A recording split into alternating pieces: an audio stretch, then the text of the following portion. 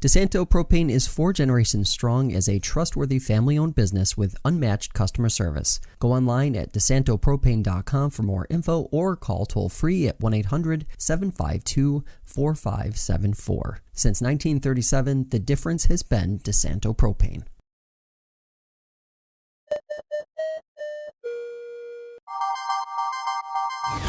Do you want to know what's happening in the Finger Lakes? We do too. We're going in depth with decision makers in the heart of upstate New York to get the answers you need. From the team of FingerLakes1.com, this is Inside the FLX. Today we are talking mental health first aid.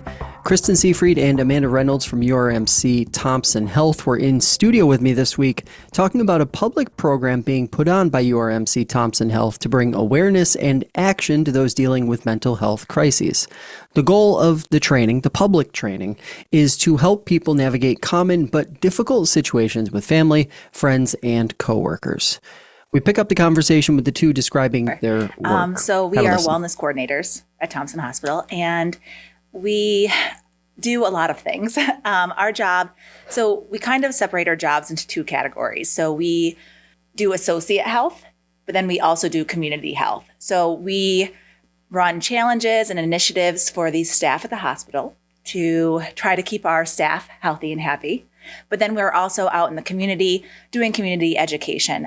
We teach in schools. We were actually just teaching this week, 5th grade puberty. So we do a lot of different things out in the community. And so, yes, our job is never boring. It's very interesting. Every day is different. Yes. I was going to say, what's the path? What's the path that gets you to this moment where this is the work you guys are doing every day? We've had very different paths, I feel like.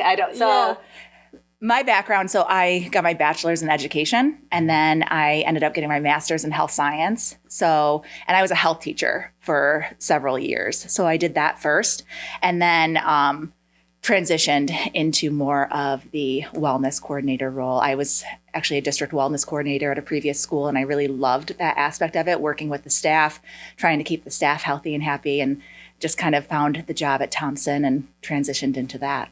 Gotcha. I went to school for wellness management and health promotion. I have a bachelor's in that. And then I actually stumbled upon this job. It's always, health and wellness has always been a passion for me, but I was a stay-at-home mom before becoming a wellness coordinator at Thompson. So it was the luck of the scroll that day, we'll say. But the position has grown so much between when I started 4 years ago and where I am now. With all the things that we're out doing. I am more of a behind-the-scene type person, but I assist Kristin along the way. We work well together when we're out in the community, teaching everybody. And I don't know, I just have always been following that path of health and wellness. So it makes for an easier work-life balance. Wellness. I want to get, because that can mean so many different things to so many different people. I guess from a technical standpoint, what does wellness mean in terms of the work you guys do every day? But also, personally, what does wellness mean to each of you? Such a complex question. I know, right? Yes. Because you're right. It does mean something different to everyone. Like holistically, I mean, there's so many different dimensions of wellness, right? So there is obviously the physical health that most people associate when they hear the word wellness, but it also does include your mental and emotional health. There's financial health, there's environmental health. So there's so many different components of health and wellness. I think just overall trying to be happy, trying to lead a life that's fulfilled, that makes you feel good, that is allowing you to be the best version of yourself is kind of what I think of wellness. Yeah, like Kristin was saying, it's so broad. The term wellness is thrown around a lot, and it's such a broad term, but it's, fulfilling your life and being able to be happy with each and everything and find those little moments in your days to, kind of cherish and be okay with. Because obviously there's bumps along the way for people, whether it's in any of the wellness dimensions. But it's just finding those green lights, those positives in your day. So let's talk a little bit about the program that's coming up at the end of the month. Really exciting, really interesting stuff. Kind of a first. I want to dive into that part a little bit because I haven't really seen too much of this type of thing being offered in our neck of the woods. So mental health first aid training. Are we calling it a training? Yeah. Officially. So take us through what this training is that's coming up. It's public. It's happening at the end of the month. There are still spots available right now. So give us the sort of 411 on it. So mental health first aid is actually an international program. It was started in Australia, and it is taught internationally. It is something, though, that is not seen much around this area. So that is really exciting that we're able to bring it more to this area. So basically what it is, it's a program that teaches individuals how to recognize the signs and symptoms that someone may be experiencing a mental health challenge. It gives you tools to basically assist that individual if you do notice those signs and symptoms. And that involves how to approach and assist them in that situation, how to listen non-judgmentally, how to then link them to the resources that will give them the necessary help that they need. So it's a really amazing program, and we're very excited that we're starting to offer it more to this area because I think it is so important. Because mental health, unfortunately, is something that for so long has been kind of not talked about, pushed under the rug. It's kind of like that taboo topic that you don't like talk about, and it shouldn't be that way. I mean, mental health affects everyone. As you know, they say that over 50% of people in their lifetime will experience some sort of mental health challenge, or, so it's not, no one is immune to mental health. If you yourself aren't experiencing a mental health challenge, you'll probably know someone or come in contact with someone who does. Mm-hmm. So it's important to have these conversations and to bring this to the light and to allow people to feel comfortable talking about it. Because if you're not talking about it, you're not getting the help that you need. And that's so important, is to get that help that you need and not feel ashamed or stigmatized by it. Let's talk sort of practically about what the goal of the training is. It's 2 days, right? Mm-hmm. Yes, because it's 7.5 hours of content. So you can do it in one day, but it's a very long day. So we tend to break it up into 2 4-hour days to just kind of, because it is a lot. So yeah. When you think about goals, like when someone goes through this training, what are some of the ideal outcomes for folks who go through the training and come out on the other side? What are the important things that they're supposed to take away? And then how are they able to implement those things in their daily life? So you want to go?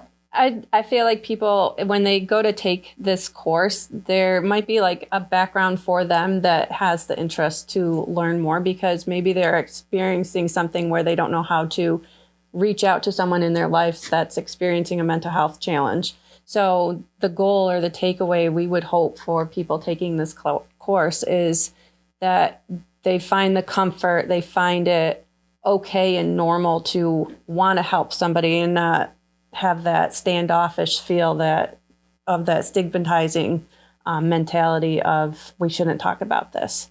So I think that would be one of the main goals, is like that comfort level of, okay, now I have these tools, these resources. Now I can kind of guide myself along to help somebody. Offering training like this, do you think it helps cut through some of that stigma that does exist? Obviously, early stages, right? Mm-hmm. But I would imagine the goal would be to repeat this, offer this again in the future more regularly. Do you kind of see that as an opportunity to cut through some of the stigma attached to mental health issues? Definitely. Yeah. And that's a huge part of it. Like Amanda was saying, is decreasing that stigma, talking about it. It's not, making it something where it's not in the dark anymore. We're talking about it, or bringing light to it, because it shouldn't be stigmatized and people should talk openly about it. So I feel like this will hopefully, offering something like this shows people that mental health is real. It's something that needs to be talked about. It should be talked about. And again, we're just offering those resources to make people more comfortable talking about it. So it's improving their health literacy when it comes to these topics, but also giving them the skills to feel comfortable to have conversations with someone about mental health. Yeah. You guys have offered these internally already, correct? Walk us through what the reception was like for folks who have actually gone through it and experienced it. What was that like, and what was it like seeing that play out for them over the course of 2 days for something that is very new for a lot of people? I was part of the pilot group. Yeah. So I got trained as one of the first groups. It was a small group, and it definitely helped to readjust your thinking on how to understand mental health and those why things are so stigmatized. But we have gotten over the course of offering them more often is, why isn't this course mandatory? Why doesn't everyone take this? So there's definitely, they see the benefit of it and understand that other people should be taking it because it's so relevant in the workplace, but also in your personal life. You did it. I'm going to ask you. Yeah. Should it be? Should it be mandatory for everybody? Yeah. Definitely. I've already used it in my personal life. I've used it even before I knew I was using it, but I recognized some things and I was able to assist somebody that was experiencing a challenge, and you feel more prepared. So I definitely recommend it. Is there and I'm sure that isn't a unique story, your experience with seeing something that maybe before the training you wouldn't have recognized as a mental health crisis or situation. Mm-hmm. But is that personal awareness the big takeaway where folks who've gone through the training all of a sudden maybe see the world a little differently than they did before, where some things that they might have just attributed to, I don't know, a bad day, suddenly mean a little more? Yeah. We do talk about that in the course, like how you are recognizing all these signs and symptoms, but if you're more aware, then you can be more present and able to recognize something happening to a specific individual, like over a course of time. Yeah. And it can be, then you can just put a bookmark there, kind of be aware, and then you realize it's not quite a bad day. Like, this is building for this individual. So then you're able to step in and, have that non-judgmental listening and try to assist. But yeah, I think it broadens that personal awareness of those around you. Yeah. When you think about healthcare workers, first responders, all these groups of people who are working every day in really challenging circumstances and in a lot of cases, tamping down a lot of things just to get through their day.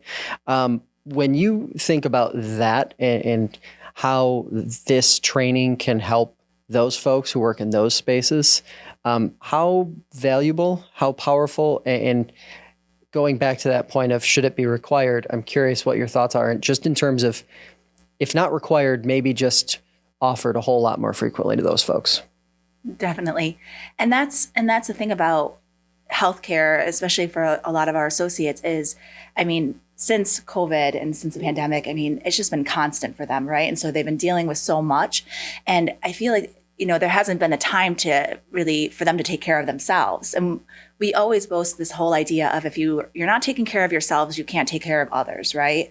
What's great about this training is that it not only helps you kind of become more aware of what other people may be going through, but also kind of yourself. It allows you to introspectively think is what I'm dealing with, is this something that I need to kind of keep a better eye on? So it kind of helps a person also internalize some of these things, which is really great, and see, what, I'm becoming maybe too overwhelmed, or this is becoming too much for me. I need to take a step back. Because a big part of mental health first aid is we actually talk about self-care for the mental health first aider. So you need to make sure you're taking care of yourselves as well as being on the lookout and being aware of other people, because it is so important to make sure that you're also looking out for yourself during this time.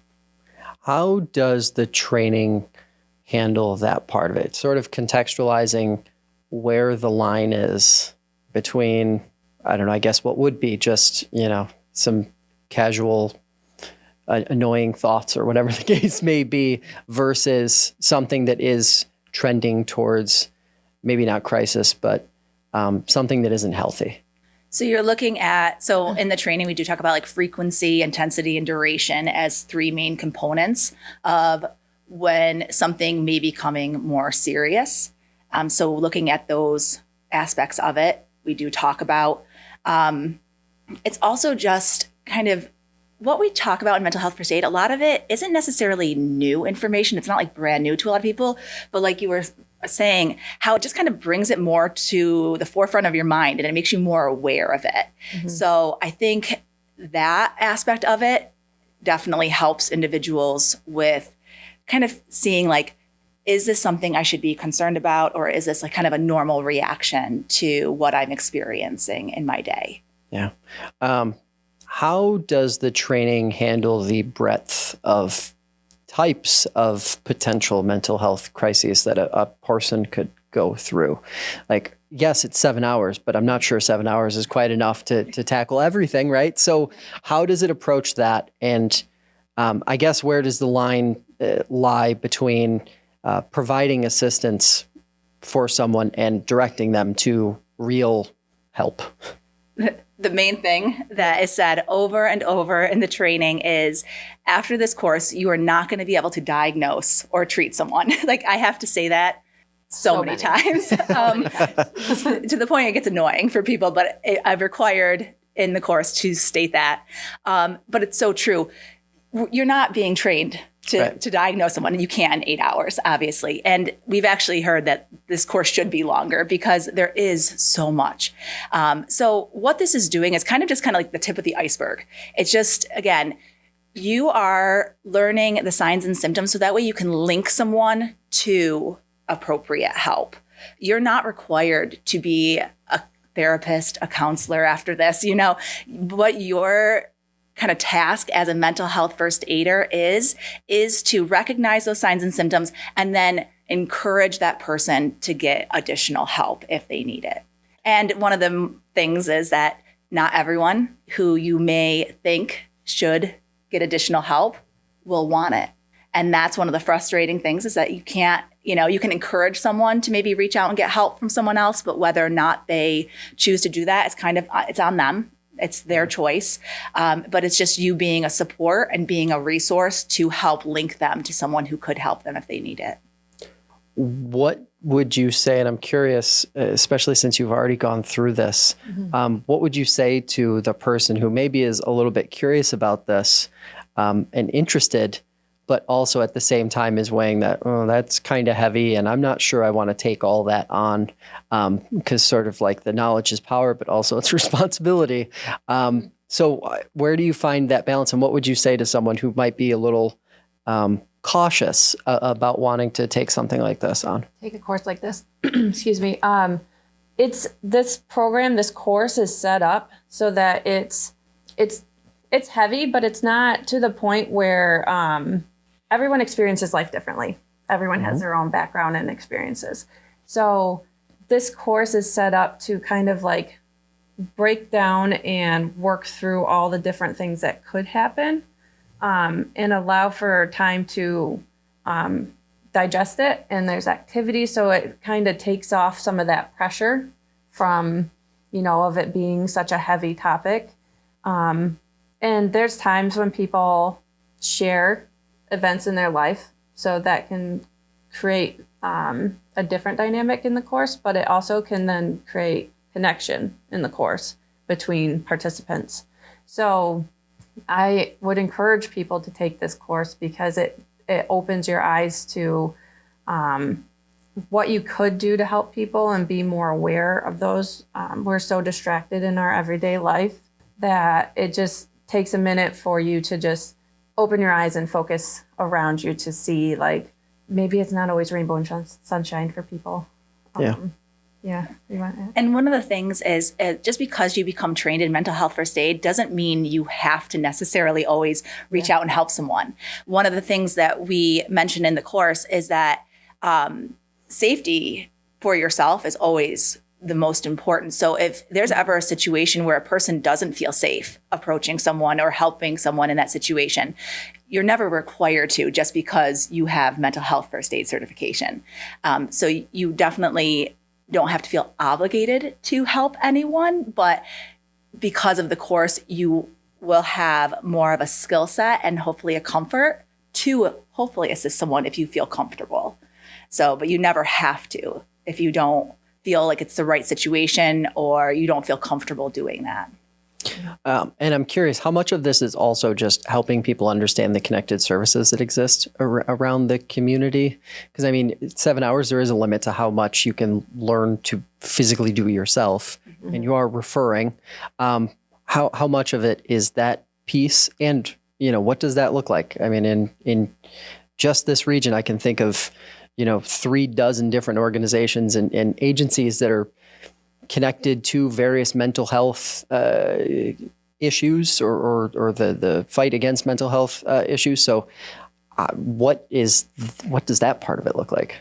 Yeah, so that's actually one of the steps, is that encouraging professional help or reaching out, and then also resources. So we do give a resource list that is constantly being updated for those individuals. So they will have access and know more about the local community resources that are available, different like 24/7 crisis lines, all those different organizations that they may not know about. So after this course, they'll have more information about resources as well, because that is huge. Yeah.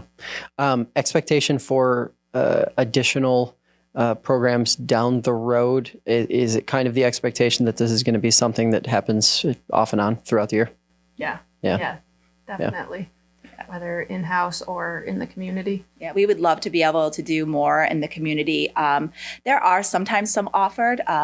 We have noticed, though, that the ones that are offered sometimes out in the community do tend to be a little more expensive. Yeah. So what's nice is that we are offering it at a lower price, just because we're just charging for the price of materials for the course, and that's it, which is a lot of times the instructor also gets paid. So, but since we're working through Thompson, that's not an issue. So we're just having to charge for the price of the materials that you get as part of the course. Gotcha. So, which is really nice. And we would love to be able to offer it more because we think it is so important. Yeah. So let's do this. Someone signs up and they show up that day. Take us through, if you could, either or both of you, what the day looks like, day one looks like, and then we'll get into day two. Day one is like getting the foundation of the course. It's understanding why are you coming here to learn about mental health first aid. So it's going through those, and then we get through, is it 6 sections in the first day out of 10, where you're learning the LG steps. LG is the acronym for assessing people. Yeah. So you're getting walked through all of this, and we go through activities. There's a couple breaks. Am I missing something? A lot, like you said. You're saying it's not just 4.5 straight hours sitting there staring at a screen or something like that. It's very interactive. Yes. Yeah. And we encourage interaction. We encourage questions. One of the first things we say is the more you participate, the better this class is going to be. So we definitely encourage people to participate, to ask questions, to become involved, be active participants in the class. Yeah, lots of brainstorming. Yes, lots of brainstorming, lots of activities. There are breaks to allow them to get up and, walk around, kind of take a moment. But the first day is a lot of that foundation, like you were saying, like what is mental health, the prevalence of mental health here in the United States, as well as the role of a mental health first aider, what's kind of like expected and not expected of you as a mental health first aider. And then goes through those action plan steps. And then when we get ahead to day two, I would assume that's when things get a little more nuanced, a little more in depth. Is that sort of how that goes? Yeah, I call it like the meat and potatoes of the class, basically, is like day 2. Yeah. It's like that's where you're actually taking those LG action plan steps and we're using them. So there's videos that you watch that you kind of notice the action plan steps being used. And then we have them in groups work through scenarios together. So you're given real life scenarios and how would you handle the situation? So they're actually getting that practice. So that gives them that tool to feel more comfortable once the course is over, because they've actually used these steps, not necessarily face to face, but they have worked through them. So they become more comfortable with them. And I'm curious, because you can't really have a conversation or a training about mental health first aid or the mental health crisis without also talking about substance use disorders. Mm-hmm. And the prevalence of that in and of itself. How is substance use layered into this? I would assume it's kind of in and out throughout the entire thing, but what role does it play in how much of that is kind of connected to this?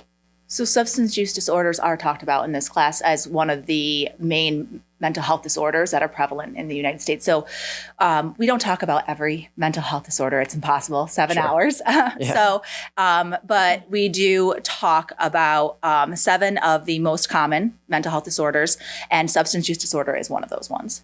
And then there's also scenarios with an individual who is experiencing a substance use disorder. So we definitely build that in because we know its prevalence and it is extremely important to talk about that. And I think one of the things I do mention in mental health first aid is how, unfortunately, substance use disorder is probably the most heavily stigmatized of all the mental health disorders. And it's important for people to recognize and understand that it is a mental health disorder. And if we start thinking about it as a mental health disorder, similar to like depression or bipolar disorder, people tend to be very judgmental against individuals with substance use disorder. And just like an individual experiencing depression or bipolar disorder or any of the other mental health disorders, it's a disorder.